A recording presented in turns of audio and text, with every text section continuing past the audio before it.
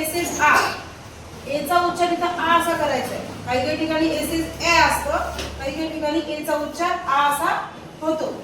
तर तुम्हाला ना वाचताना काय करायचं आहे, बी ए एम ए म्हणजे ए अक्षरापर्यंत, बी ए अक्षरापर्यंत एकत्रित शब्द वाचायचा आहे तुम्हाला. बी ए बा, काय होते, बी ए बा, एम ए मा, आणि याला र क म्हणजे बाळ, बी ए R K Bal, M A R के माळ. म्हणजे तुम्हाला हे दोन्ही शब्द सोबत वाचायचे, मा डा पा हा असं.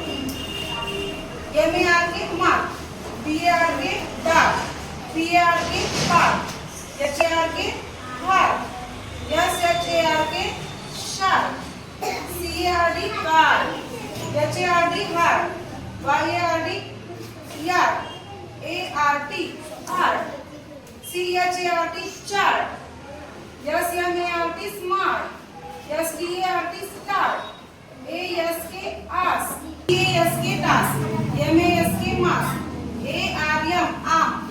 या कोण बोलते रे, F A R M farm. आता बघा र चा एकदम सायलेंट आपल्याला इथे काय करायचं, आम, ए आर एम, आर नाही म्हणायचं, आम, आर चा सायलेंट उच्चार करायचा आहे. F A R M farm, H A R M harm, F A S T fast, L A S T last. याप्रमाणे हे शब्द तुम्हाला वाचन करायचे आहे. पुढच्या वेळेस आपण एचा उच्चार, दुसरा एचा उच्चार बघणार आहे. एसीच काय होतं, ए अ आणि काय शिकलो होतो आपण, अ. आता इथं आपण एचा उच्चार आ असं शिकलो.